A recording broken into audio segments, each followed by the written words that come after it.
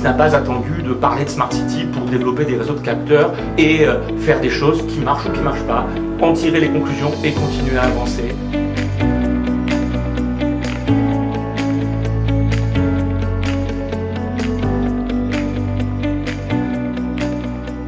Alors pour moi, le sujet du moment sur les objets connectés, c'est sans doute celui de la mise en place d'une régulation qui tient à l'augmentation du nombre très important d'objets connectés dans tous les domaines de la vie.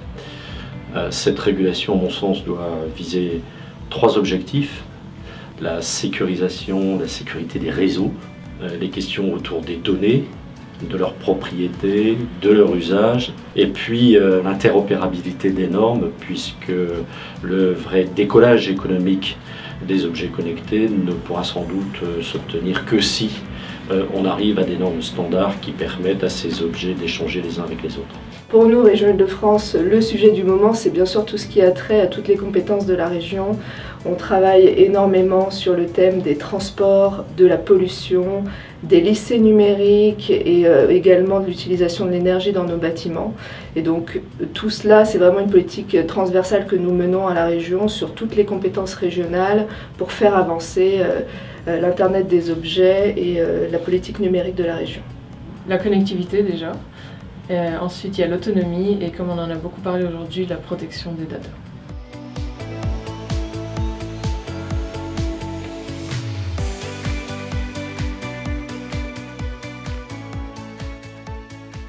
Alors, il y a certainement une numérisation donc des services, mais c'est aussi une opportunité aujourd'hui.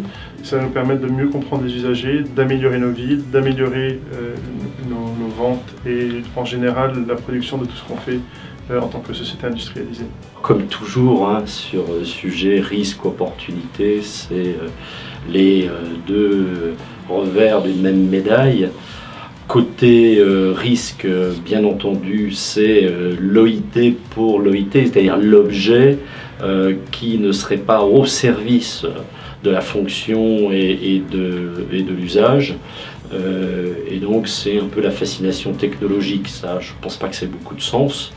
En revanche, il y a de vraies opportunités à utiliser les objets connectés comme des leviers pour améliorer le contenu de service, se décharger des services les plus contraignants, les plus lourds en termes de tâches, notamment de tâches répétitives, et puis prendre tout ce qu'ils nous apportent pour améliorer et enrichir le contenu de service. Je pense en particulier à tout ce qui concerne la prévention dans le domaine de la santé, puisque les données fournies par tous ces objets vont nous permettre d'être beaucoup plus efficaces dans les interventions auprès des personnes.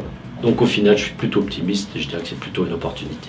Alors pour nous, c'est une opportunité puisque ce sont des nouveaux services proposés, alors notamment aux franciliens qui sont vraiment notre cœur de cible évidemment. Après, la CNIL fait évidemment bien son travail de protéger les données des particuliers. Ensuite, nous, ce qui est aussi important, c'est de savoir où se crée la valeur. Si elle se crée à l'étranger, là, ça nous pose un problème. Donc notre but, on a toute une politique pour maintenir ces entreprises, ces innovateurs en Île-de-France et leur créer un écosystème très favorable.